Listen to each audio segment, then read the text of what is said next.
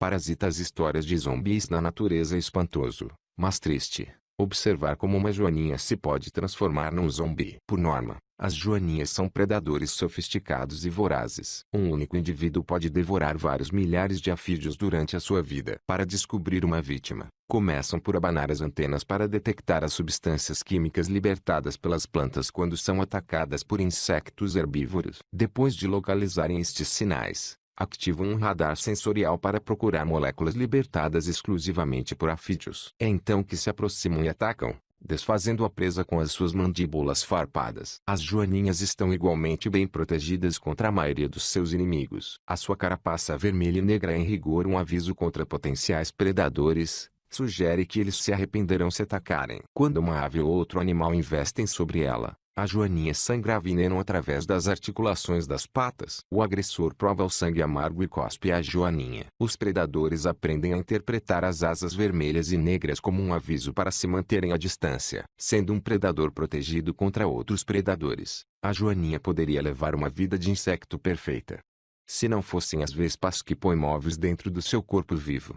Uma destas vespas, a Dinocampus cotinellai, tem o tamanho aproximado de um grânulo de chocolate. Quando a fêmea pousa junto de uma joaninha, insere rapidamente o ferrão no abdômen desta, injectando ali um ovo acompanhado de uma mistura de substâncias químicas. Quando o ovo eclode, a larva alimenta-se dos líquidos da cavidade corporal da hospedeira. Embora a joaninha seja gradualmente devorada, por fora parece completamente inalterada. Continua a entregar-se à caça de afídeos com despreocupação. No entanto, depois de digerirem as presas, os parasitas no seu interior alimentam-se dos nutrientes daí resultantes, desenvolvendo-se. Passadas cerca de 3 semanas, a larva de vespa cresceu tanto que está pronta para deixar o seu hospedeiro e transformar-se em adulto. Rasteja até ao exterior através de uma abertura no exoesqueleto da joaninha. Embora o corpo da joaninha esteja agora livre do parasita, a sua mente permanece cativa. A joaninha permanece imóvel enquanto, debaixo de si, a larva constrói um casulo de seda. Aninhada no seu casulo, uma vespa decotinellai em fase de crescimento é altamente vulnerável. As larvas de Physopa e de outros insectos ficariam satisfeitíssimas por devorá-la. Mas se algum destes predadores se aproximar, a joaninha abanará as suas patas, assustando o agressor. Com efeito, a joaninha tornou-se o guarda-costas do parasita e continuará a desempenhar fielmente este papel durante uma semana, até a vespa, já adulta, rasgar uma abertura no casulo com as mandíbulas, rastejar para o exterior e voar para longe. Só então é que a maioria das joaninhas zumbis morrem, uma vez terminado o serviço prestado ao seu suzerano parasítico. Esta cena sinistra não foi imaginada por um argumentista. Em grande parte do território do continente norte-americano, as vespas transformam as joaninhas em guarda-costas zumbis em quintais e lotes de terreno vazios, em campos agrícolas e bosques floridos. E a joaninha sarapintada não é a única. Os cientistas têm vindo a descobrir que mesmo acontece a um vasto número de espécies hospedeiras, desde insectos a peixes e mamíferos. Eles mantêm-se ao serviço do parasita, mesmo que para isso tenham literalmente de atirar-se para os braços da morte. E em todo o mundo natural, surge sempre a mesma pergunta, vezes sem conta: o que leva um organismo a fazer tudo o que pode para assegurar a sobrevivência do seu torturador em vez de lutar pela sua?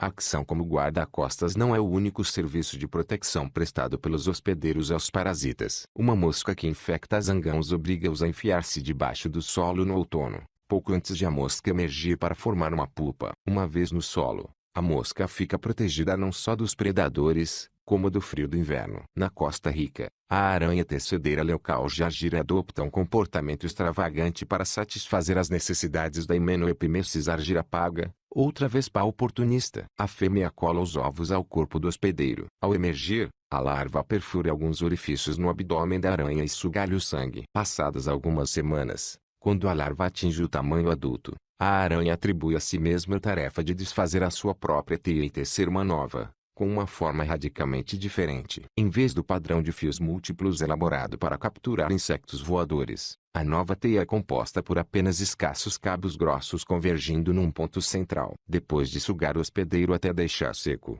a larva tece o casulo num fio pendurado na intersecção dos cabos. Suspenso no ar, o casulo é praticamente inalcançável por potenciais predadores. Os parasitas também podem coagir um hospedeiro a protegê-lo enquanto vivem no seu interior. Antes de infectar um hospedeiro humano, o protozoário que causa a malária, denominado Plasmodium, passa as primeiras fases do seu ciclo de vida dentro de um mosquito. O mosquito precisa de beber sangue para sobreviver. No entanto, ele pode ser esmagado pela mão de uma vítima humana irritada, pondo desse modo fim à oportunidade de o Plasmodium transitar para a próxima etapa do seu ciclo de vida, dentro do ser humano. Para reduzir este risco enquanto ainda está a desenvolver-se no mosquito, o Plasmodium torna o seu hospedeiro tímido, procurando menos vítimas para sugar todas as noites e desistindo mais depressa quando não encontra uma fonte de sangue. Depois de atingir a maturidade, já pronto para infectar um hospedeiro humano, o Plasmodium manipula o comportamento do mosquito no sentido inverso. O mosquito torna-se então sequioso e temerário,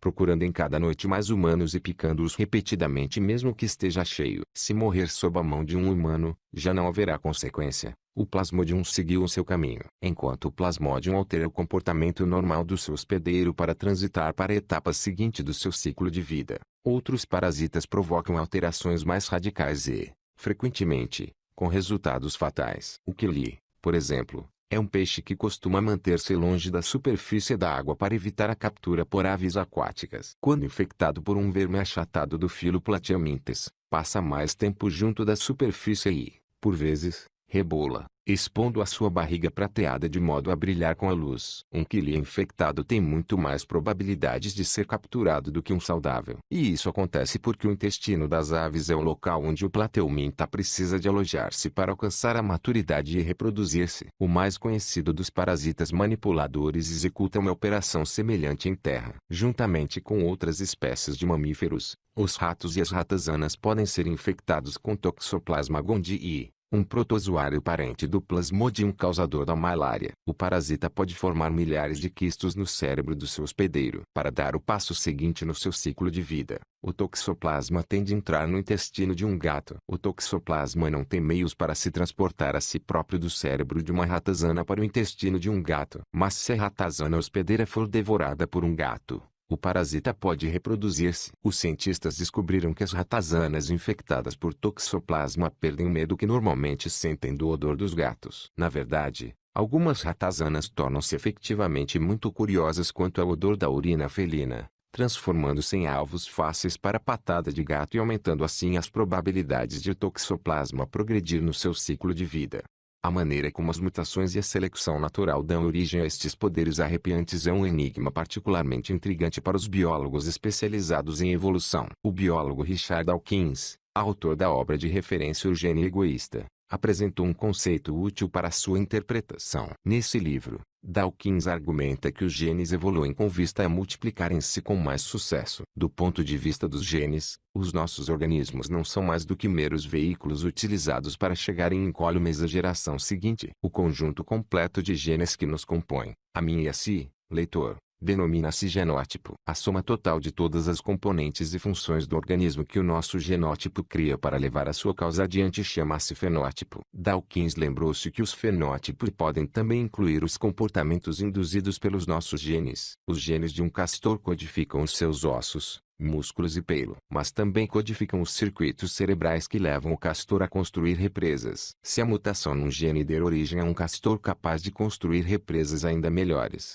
o fenótipo desse castor em particular poderá ter maior probabilidade de sobrevivência e, em média, mais crias. Com esse resultado, a mutação tornar-se-á mais comum de geração para geração. Do ponto de vista evolutivo, a represa e até a lagoa que se gera é tanto um prolongamento dos genes do castor como do seu próprio organismo.